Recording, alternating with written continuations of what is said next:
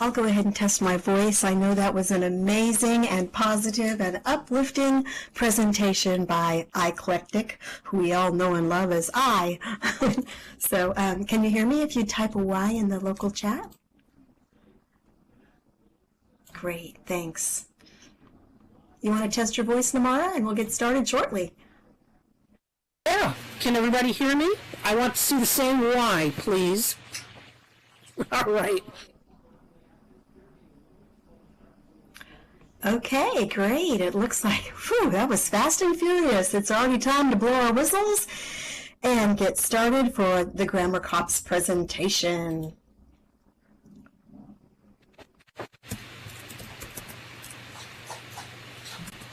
Okay, so we'll begin. Welcome everybody to the Grammar Cops Virtual World's Best Practices in Education 2023. Welcome to Grammar Cops Exploring Metaverse Libraries. And you may ask, what does grammar have to do with the metaverse? Well, you all know I'm Valerie Hill, Valibrarian, and my fellow grammar cop, Namaara MacMoragh, and I will share today how the expanding metaverse is changing literacy and certainly changing grammar, because most content is now born digital. Oh, and Mike, you can turn your mic off now if you would, and then I'll turn mine off when I'm not speaking for the recording. Now, Namaara and I became grammar cops. It was kind of a tongue-in-cheek, humorous moment. We were sending IMs to each other in Second Life, and we were noticing some typos. It happens to us all. I'm sure it's happened to you many times on your phone or in World, and some of them are quite humorous. And we began to discuss emojis and typos and all the changing terms that we encounter when we work and live in digital landscapes. This led us to several meaningful discussions and then to presentations. Information has been revolutionized, disrupted, if you will, in our lives since the turn of the century, certainly in my profession as a librarian. So today, let's see some examples and think about how grammar, how our words and our communication tools are all evolving alongside the metaverse. So take a look at this slide. When print was king, literacy meant reading and writing. Grammar meant good vocabulary. And dictionaries, they were the place to go. So I'll tell you a quick story from my days as a school librarian. A fourth grader in my school came into my school library one day. She came in to ask about a big vocabulary word that she needed to spell and define, and this was in the early 2000s. So I thought, this is a teachable moment. And I took her over to that huge library dictionary, you know, the kind of dictionary with thousands of pages and they're thin as tissue paper. There's a stool, you stand up at the dictionary stand. And I showed her how to find it. And she asked me, why didn't we just Google it? And she was right. It would have been way faster. It would have been more efficient. Webster had already gone completely online. No kidding, children do not need to learn about print dictionaries and guide words, and we all have access to instant information in our pockets. And yes, Tora, I have fond memories of those paper-thin pages in those giant dictionaries. Now, although print dictionaries have their place, as do all print books, now those giant dictionaries are relics from an era gone by. The Guten parentheses have closed. That was an age of about 500 years.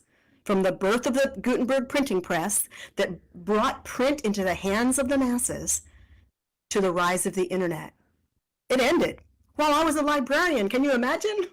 That was really interesting. Print is a great format, but digital brings so many advantages as well as challenges, such as archival of all our changing formats. Now, As language evolves with new XR, extended reality terms, and information management tools such as databases and repositories, we are challenged to adopt new terms and adapt to new virtual and digital information landscapes. You avatars are sitting right now in an information landscape using new grammar tools. You are human beings embodied in a digital format. So, look at this slide. Will we remain human? Yes, I believe we will. But think about this, literacy and grammar in the metaverse. How will literacy and grammar change? Clear definitions of terms is important. And I believe virtual reality includes virtual worlds. Do you? I mean, are we in VR right now in this space? I recently have had several debates on the meaning of this word metaverse. People don't actually agree on the definition. In my own definition of the term metaverse, a person must have an avatar to enter the metaverse because it is a place. It's not an app. So understanding the meaning of words that we use requires critical thinking and conversation with others. Nam and I will stress to you that there's no way to learn everything in our ever-changing digital information landscapes by ourselves. It's essential to have a personal learning network or a professional learning network. So here's an example. Think about this, a question for you. Can you name a virtual world skill that you have that not maybe everyone shares? You can type it in chat if you'd like. An example is scripting. I'm not a scripter. I can't make all these things move. You know, I can maybe buy a script or get a helper. Yes, building. Some people are great builders and they are great decorators and designers. And yes, machinima and the live stream team, like Dale and all of your colleagues that are able to stream this and capture it professionally. There are skills that each of us have and talents. And I let Jane, a good one, AI prompt engineering. So many of these skills that are emerging. We can't all have all of the same skill set, and we can learn from each other. Video streaming, video editing, having a go-to person or persons. That's the way to learn in digital culture. We can't possibly learn to do everything in the metaverse, and we really don't need to. Navigating online culture requires understanding how to evaluate content. In addition, since everybody now creates their own incoming personal dashboard of information, such as on your smartphone, your digital devices, they're all different. You choose what information's coming in. And everyone considers themselves content creators and curators.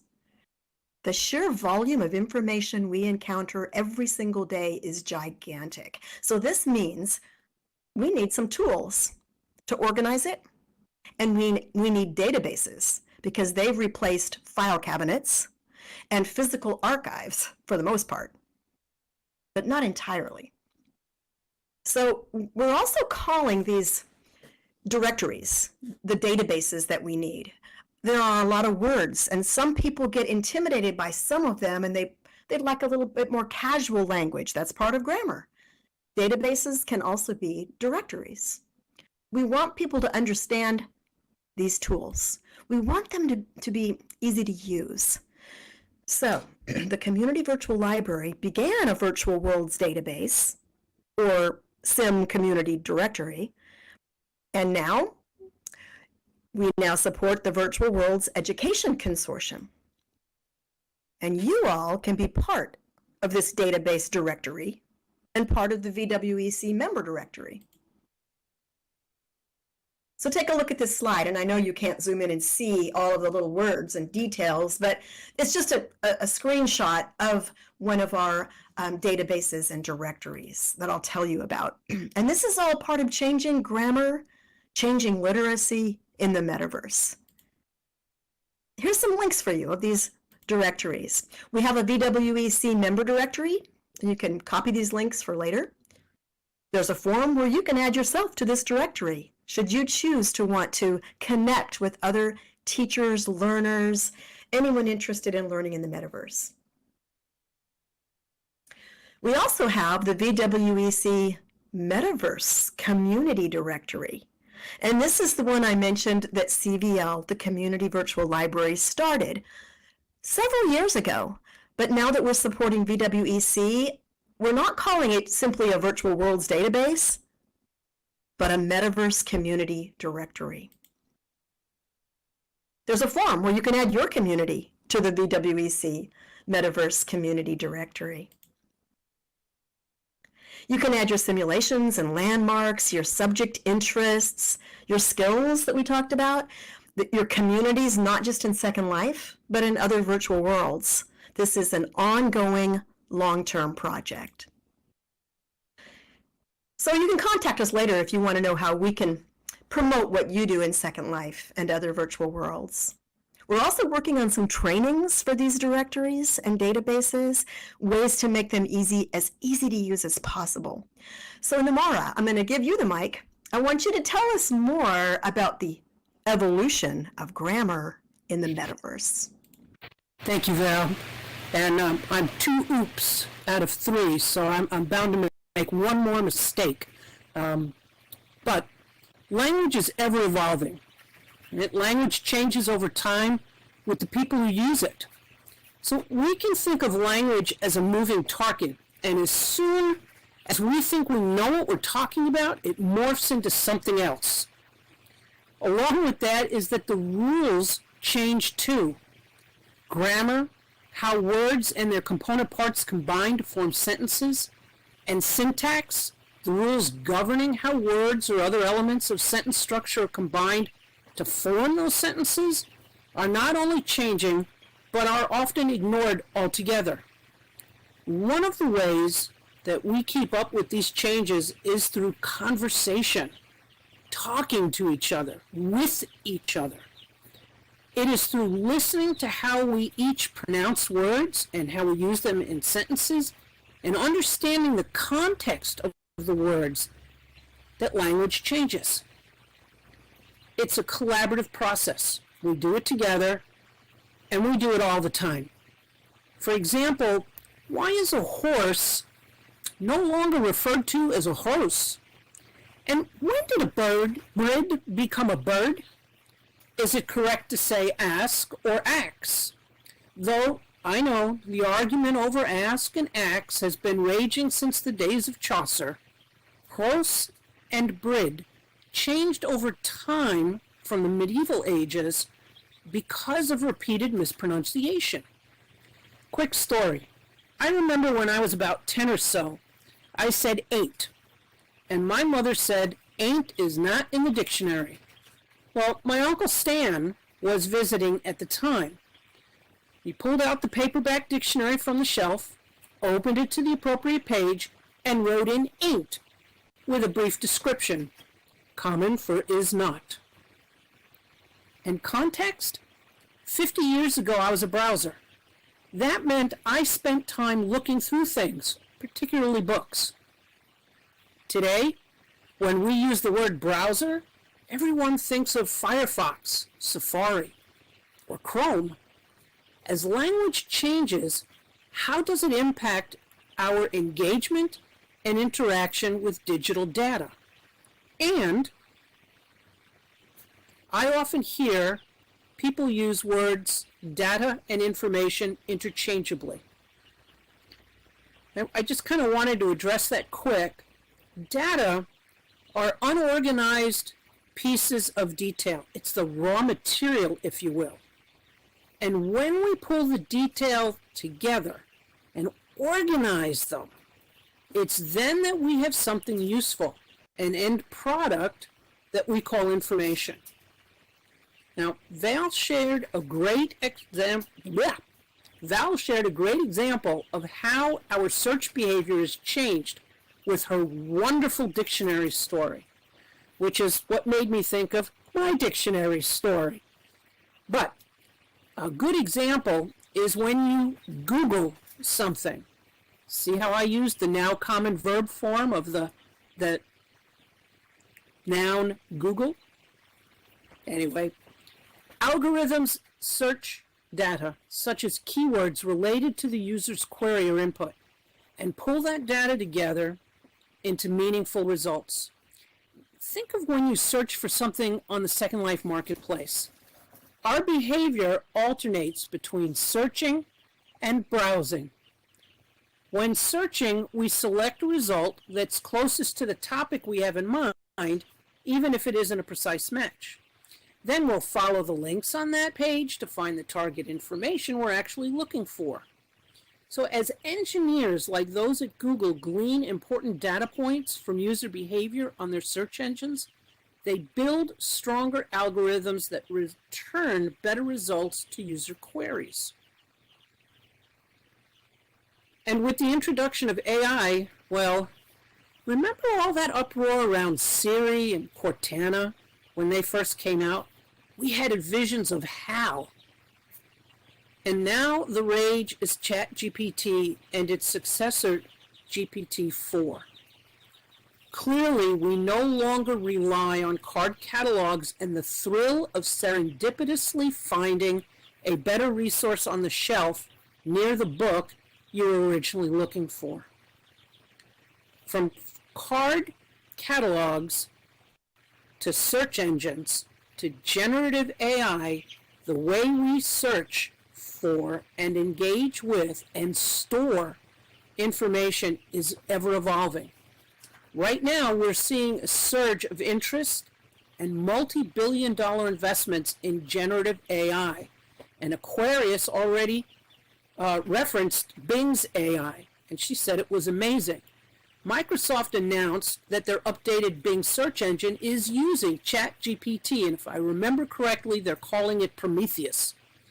Not only will Bing return a list of search results, but also answer questions in chat with users and generate content in response to your queries. Google also announced its own plans to use similar AI technology that they've named Bard to allow its search engine to also offer more complex and conversational responses to user queries.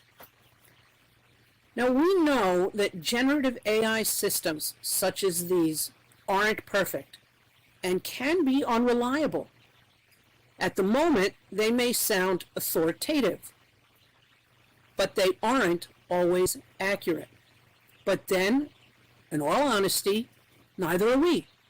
And knowing that helps us understand why language, grammar, syntax, usage, and communication are constantly changing. Right? Very good point, Jane. Yep. And it'll be public, probably pretty quickly. The impact that generative AI, like ChatGPT, has had on language, grammar, and syntax is significant and multifaceted. AI has greatly influenced the way we communicate, both in terms of how we use language and the ways in which we interact with the technology. AI is enabling computers to better understand and process human language. While there's still a lot of work that needs to be done in the field, the advancements made so far have really had a significant impact on how we communicate and interact with the technology. Being able to enter a natural language structured question and getting a detailed, relevant, and robust response, well, to me, that's just amazing. So researchers at MIT, Cornell University, and McGill University have taken a step toward teaching a machine how to analyze speech, sounds, and word structure in the way human investigators do. Their artificial intelligence system has demonstrated that it can learn the rules and patterns of human languages on its own. This is foundational in moving human-machine interaction to a true conversational exchange of ideas and information. And we'll see more of this with GPT-4 and future iterations of these systems. What does that mean for language? For grammar regardless of language? What will be the impact on learning? What about creativity and AI? So there are those that think if people become overly reliant on AI-generated ideas or solutions, they may become less willing or able to think for themselves. Conversely, there are those who think AI has the potential to revolutionize things, for example, the art world, by enabling new forms of creative expression and artistic exploration. Some artists are even using AI as a creative partner, collaborating with the algorithm to create new pieces. For example, a painter might use an AI system to generate ideas for new compositions or color palettes, or a musician might use AI-generated beats as a starting point for a new song. AI has raised questions about the future of language and its role in society. Some worry that the increasing use of AI and automation will lead to a decline in human communication and social interaction, while others, please excuse my chicks in the background, they decide to wake up from their naps, so they're a little active. But as I was saying, there are some that worry that the increasing use of AI and automation will lead to a decline in human communication and social interaction, while others see it as an opportunity for new forms of language and communication to actually emerge. Right? So what does all of this have to do with the metaverse? Last week, I saw Art Blue's exhibit in Second Life, and he used ChatGPT to generate the artistic and narrative content, and it blew my mind. A totally digital tour in a virtual world built using digital tools? I think as long as we realize that these are tools to help us unleash new ideas and build on our innate creativity, then they will continue to be amazing, just like the centuries of changes in language and grammar have been amazing. One of the things Val and I are passionate about is how we find information in a virtual world. Is it all pieces of data and snippets of code, as with online search apps? For me, being in virtual worlds is a lot like the old days when we reached out to people we knew for their recommendation on a purchase, or if they knew where a new place in town was located. This is how we find others with similar interests, or those that we can learn from. And we do this in virtual worlds. After all, behind each genuine avatar is a real person. In Second Life, the Nonprofit Commons hosts a monthly networking party that gives nonprofit professionals, volunteers, and advocates an opportunity to meet and mingle. Our members are global, so this is a chance to talk about the projects that they're involved in, the difference their work makes, and how we can collaborate within virtual worlds to strengthen our missions and our reach. I'm also on the networking and outreach welcome wagon, outreach team. I skipped a whole bunch there. I'm on a networking and outreach team for the Virtual World Education Consortium, VWEC.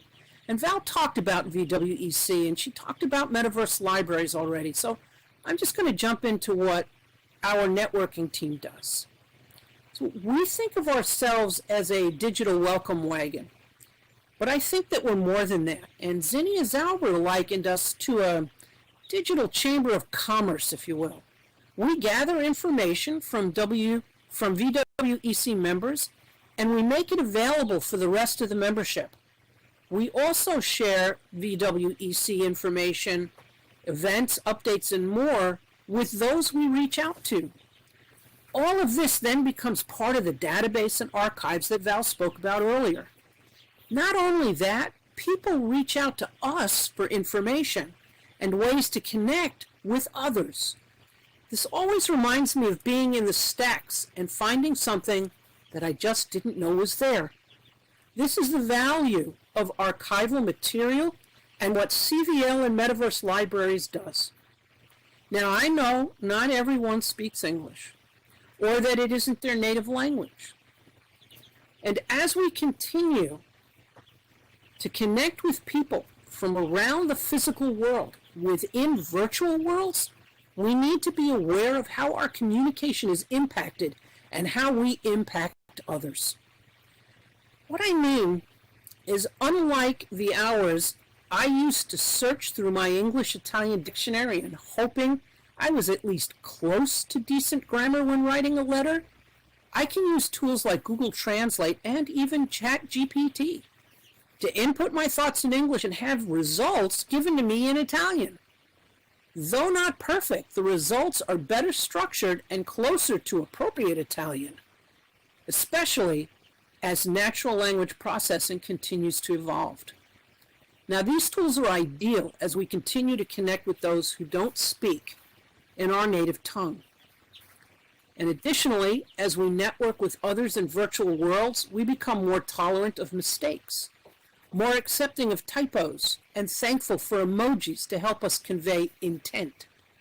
Frankly, technology is making communication across languages faster, more accessible, more informal even, more visual, and more flexible than ever before. And this is bound to impact grammar. Val, back to you.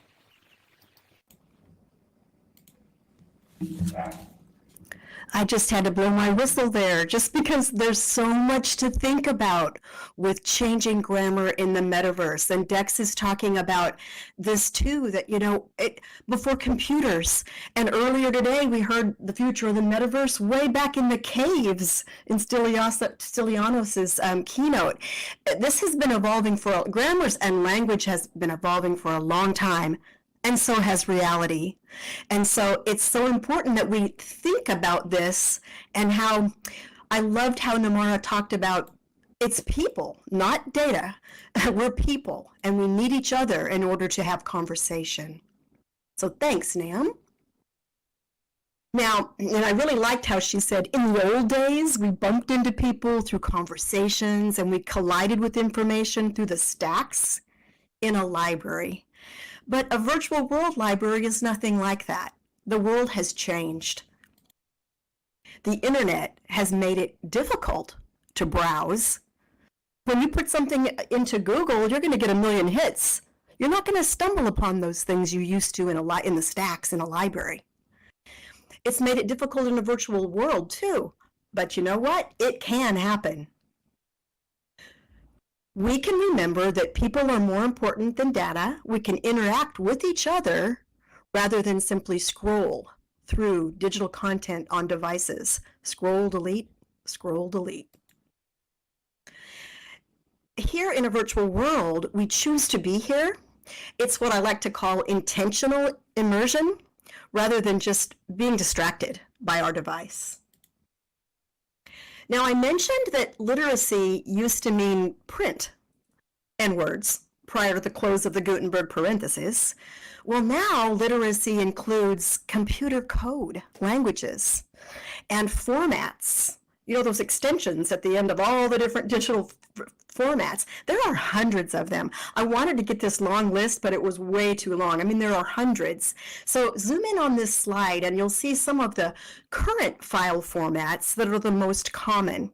And you're all pretty much aware of these. Like for music right now, the current format that we all pretty much are using is MP3s.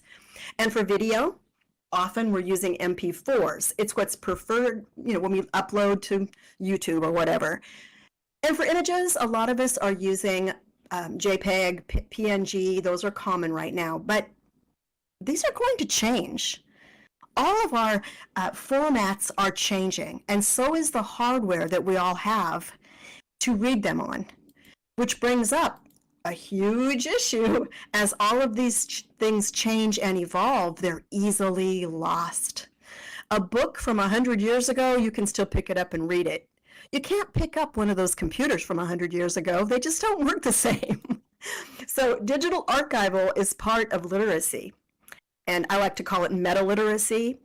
Archival of the future of our virtual world assets is going to be important for the future of the metaverse, or those things will all be lost. Even our photos, our music, all of the things that we have, we need to think about how to migrate them to the next format. Now, archival and preservation of information is such a huge field. We don't have time to go into it today in detail, but I do believe that it's essential to civilization, or we're doomed. It's kind of comical, but history could be lost.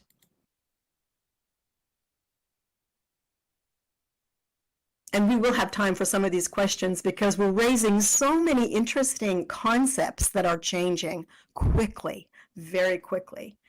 I want to move on to talk a little bit about websites and metaliteracy. All of this relates to grammar in the metaverse.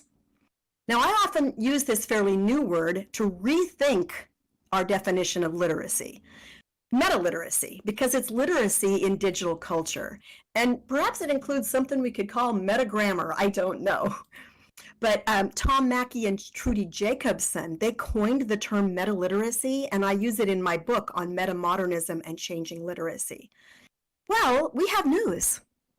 There's a brand new charity called Metaverse Libraries that we are launching, and this will be an example of how to help people navigate in digital culture across the metaverse. And we have 3 websites to share, which are going to be presented under this new parent charity, which is based in Canada. And here's the website. Some of you know Electra, who's one of the volunteers here at VWBPE this year. Electra Panthar is our webmaster. So many people are helping with this initiative. And under this parent charity, Metaverse Libraries, you will notice a members gallery, which takes you to our 3 current projects. First and foremost, VWEC. Oh good, Electra's here, yay! It must be late at night for you. The VWEC is the Virtual Worlds Education Consortium. Yes, it's all being evolving right now, and it's going to be beautiful. But you will see that you can go to the member gallery, you can find VWEC. Currently, VWEC is mainly just calendars all over the front page because of this conference. But that too is evolving. It will be a sleek, professional-looking website, I know, when Electra finishes.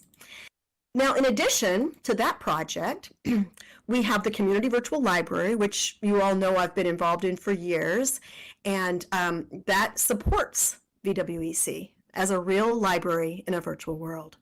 We also have an interesting project that some of you might want to look into. It's called the Antique Pattern Library. It's based in Amsterdam, and this library digitizes old manuscripts, images, patterns from fabrics and embroidery, old furnishings, images of times gone by that might be lost if these are not digitized, and then uploads them to APL. And this can be useful for people in the metaverse and in Second Life or the open sim worlds who are designing historical simulations and want to design period clothing or buildings, and they want them to be as accurate as possible. The textures, yes. So you can use this and go there and find these patterns and textures for authenticity. So I just want to briefly mention the different partners and the different websites that are under Metaverse Libraries. What is CVL? You've all heard of the Community Virtual Library, and many of you know that it is a real library that has real professional librarians working in a virtual world. It's been here since 2007. Librarians were early adopters of virtual worlds, and we are passionate about digital citizenship. We have new young librarians coming out of library school helping us and getting involved. I hope it's okay, Krayatya, if I mention you, helping us with these databases and directories. It takes a lot of work behind the scenes, and having an expert in databases who's studying this very thing as it evolves, I find very exciting. And these databases and directories are going to be so helpful. And we now at CVL serve as information assistants at the VWEC Info Center. This is called embedded librarianship. We don't have to stay over at the building that's on this slide right now. It's a teleport across the water to come over to the info center, and that's what we're doing. So we can serve the people where they are, and you can do it too. Dex is one of our most reliable volunteers at the info center. Many of you are. So if you're a volunteer at the info center, type a Y in the local chat. I just want to see if any of the info center volunteers are here. You know, the word librarian, there's another changing word. Talk about grammar. Over my 30 years in the information field as a librarian, I've been called many names. Hopefully they're all nice names, but many different titles over the years, from media specialist, teacher librarian, and it even overlapped with instructional designer. So, you know, a rose is still a rose. I'm a librarian no matter what you call me. But yes, any of you can volunteer to work at the info center. No matter what I am called, I am now a Metaverse librarian. Now, at the Community Virtual Library, I mentioned we have professional librarians that are here to meet the needs for the future here in Second Life and other virtual worlds. I mean, I can answer how to volunteer at the end of the presentation, and just you can contact me. It's very easy to volunteer. Now, I also want to just say a little bit about what is VWEC we keep talking about. Anybody interested in learning? If you're in virtual worlds because you care about learning, teaching, lifelong learning, anything about education, you can join. The goal is to advocate for education and support the needs of learners. And we can share the great work that many of you sitting right here have done over the past years and are doing currently. We have quarterly meetings and we're expanding to other worlds. So come to the Info Center, which is front and center on our website, to network with others and learn how we can all work together to promote high quality learning in the metaverse. And this slide about VWEC is the Ed Resources building, where we're collecting a lot of tools that we can give to people to help them teach and learn here in Second Life, with the help of Midori Linden and Linden Labs. And you might, sometimes when I come in world, my graphics card, it will show the Community Virtual Library just across the water in the distance. And you'll see it there in the slide. Outside the Ed Resources building in the distance, there's a lighthouse and the music library. And, you know, I see that, and then it disappears and I go over to the info center for my shift. I find it amazing that we bond with these virtual world spaces. They become our familiar homes and places that we go, just like we bond with places in the physical world. Don't you find that interesting too? And we don't want you to lose that bond you have with your Sims and your communities.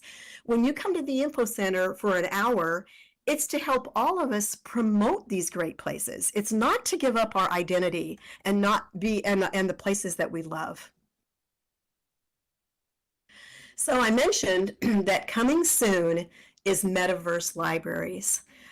Coming soon for all virtual world avatars and digital citizens and the wonderful communities that they live in, work in, and teach and learn in.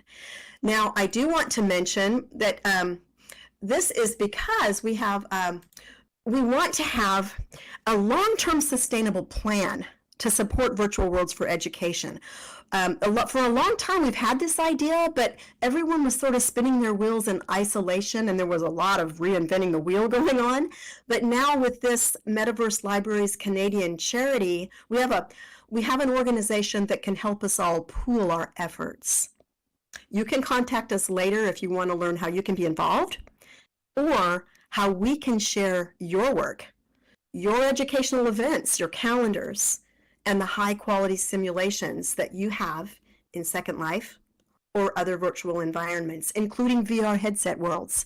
That's another story for another day, but we do explore those just to check out the competition and be aware of, the metaverse as it evolves. Now, this new website will be evolving to help pave the way for others who are going to enter the metaverse. You know, it's a buzzword that many people are just discovering, and we want to help them use it wisely. Learners of all ages, from tiny little tots through the elderly, are impacted by technological advancements, by the internet, digital devices, digital culture, and certainly by changing grammar. I work with the elderly quite often, and they're often frustrated by new terms such as operating system, apps, search engines, AI, XR, all these terms, and they're constantly changing. They find it frustrating. Grammar now includes coding, computer languages in the metaverse, and even kindergartners can do it. My grandson's learning how to code. It's a new skill for 5-year-olds. VWEC now has a Minecraft initiative. It's called Mindtest. It's a Minecraft club, but it's open source, free. You don't have to pay for Minecraft. Try to download it on computers, and if you're a teacher, get your administrators to, let you download it on different laptops. Teachers need to learn how to do it first. So with Mindtest, you can do it free with us and learn how Mindtest or Minecraft could be effective in the classroom and the potential for learning. It's a free open source version. So if you're interested in that, if you're a K-12 learner, or you are interested because you have kids or grandchildren and you want to know about Minecraft, you can contact me later.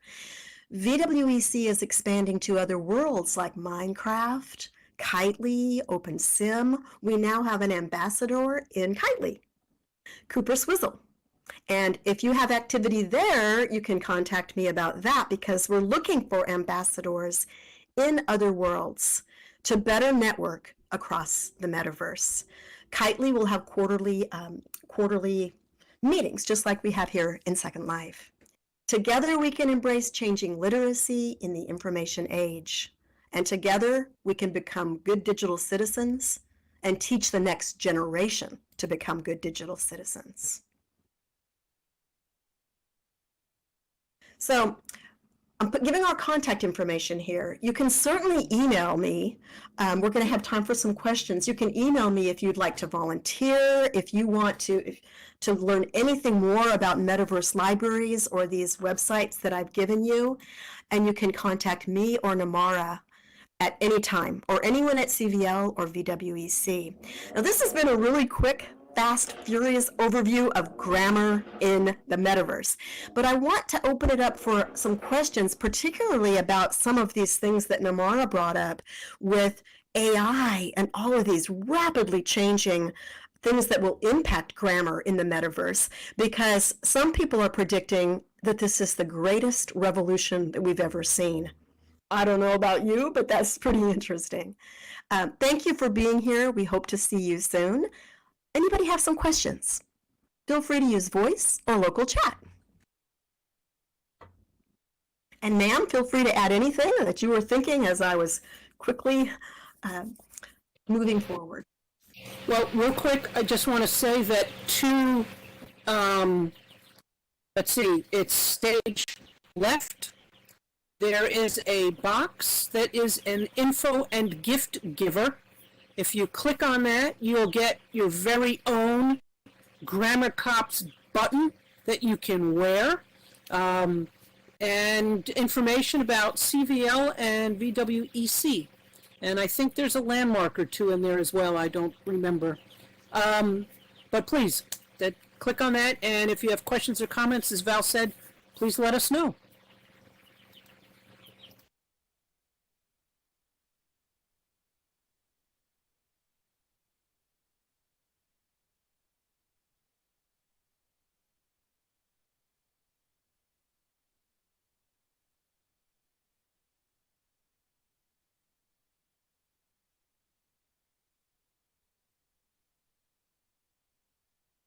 Okay, I'm seeing a question about the concern of copying digital images in virtual museum environments.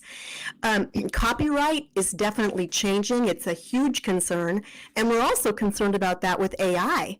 when a lot of these original artworks are somehow mashed together, and when you create something in AI, do you own it? I mean, all of these are, it's a changing world as far as copyright. Now, some people are saying that blockchain as a technology is going to help copyright in the future, because with the internet changed copyright. Sometimes I've had so many people just copy images and just share them. And they're like, oh, it was online, so I can just do whatever I want. I've seen it 50 times online. And they just think because it's online, they own it. Well, blockchain in the future will be able to date stamp when something was first put online. That's one thing that's going to help, but that has not actually happened yet. So, and Phelan's saying, no, it won't. And so, we were reading a lot of things about what's going to happen there with blockchain. How are we going to be able to solve these issues with who's the initial artist here with artworks, especially with the impact of AI. It's a concern, and I'm certain that there are people in the legal system that are looking into that as well. For us here in education, I do always promote Creative Commons licenses, and I also mention fair use, because that's important. But for artists who want to make money, there's a whole nother research out there that you need to look into.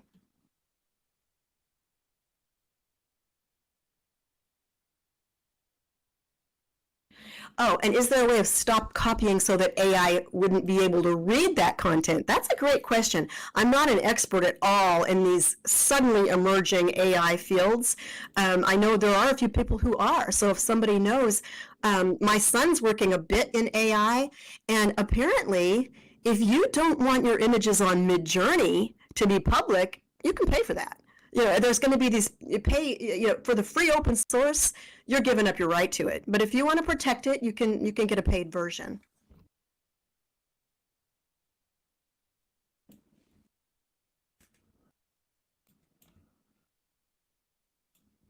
Some of these questions you might find an answer on Discord too. A lot of the AI companies have Discord servers.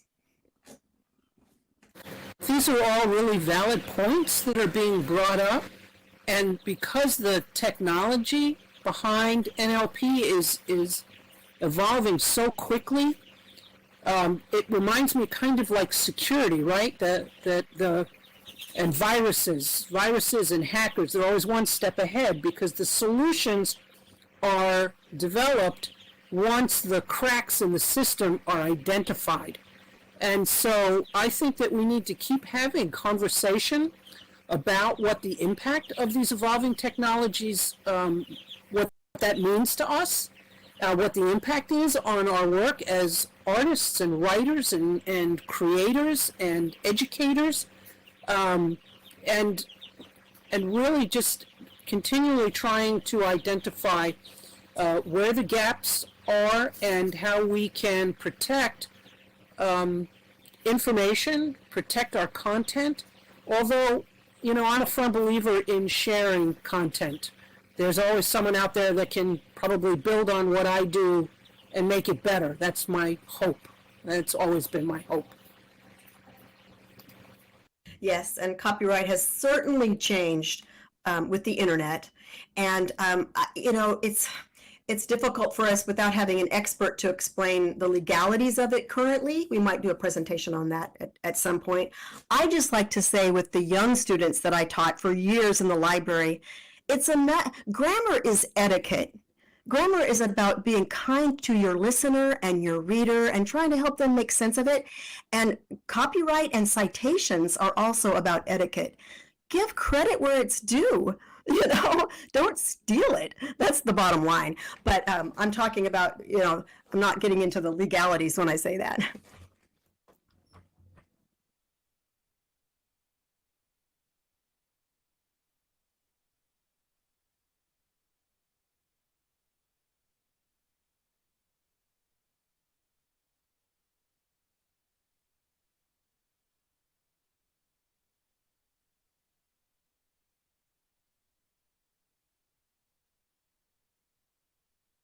Yes, and I think what Lit Global is talking about, there are a lot of museums in virtual worlds that are that are replicas of physical world museums, and that's an interesting thing to think about. We want to make sure that, I know there's some where I know that they have been given permission by the real world museum to do that.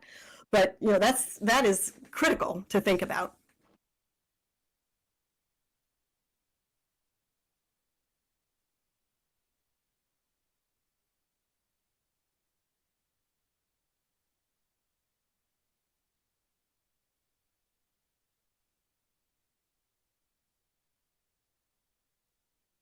And then ownership of virtual world assets comes to mind as well. When you say it's yours to see but not to take, and here you can build things that other people cannot take. And what is the ownership of our virtual world assets? And we didn't even get into digital legacy. What happens to this when you die? All of these virtual things, do they disappear? That's a huge field that is on the horizon.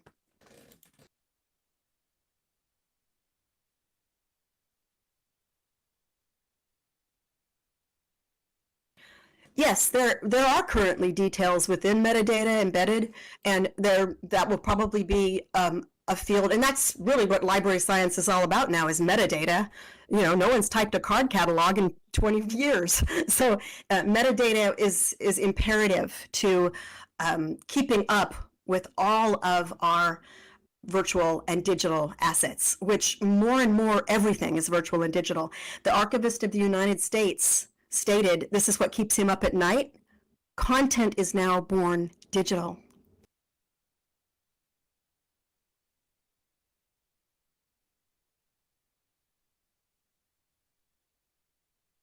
Yes, and I think Facebook now has some policies about that, where you can decide what happens to your Facebook pages when you die, and there are companies that now deal in digital legacy, so that you will be able to know what's going to happen to your virtual and digital assets. We're working on a display over at the Community Virtual Library on just that in our information exhibition.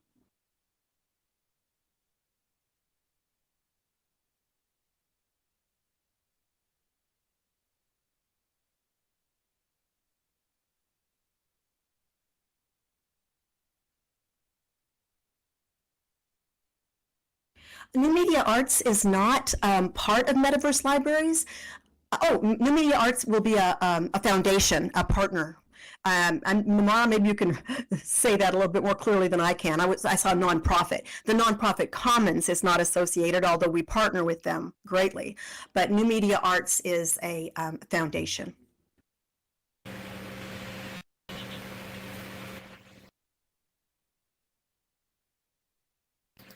Did that answer your question, Ava? The difference, they're two independent organizations? And it was founded right. by New Media Arts. Right, but New Media Arts is restructuring itself as a private foundation, and Metaverse Libraries is overseeing all digital virtual world projects, and I think that's probably as succinctly as it can be put. Both very valuable in the world today, in my opinion. And if you're interested in Metaverse Libraries, you can contact us later, because we're open to anybody joining. This is an open source initiative to help the future of the metaverse.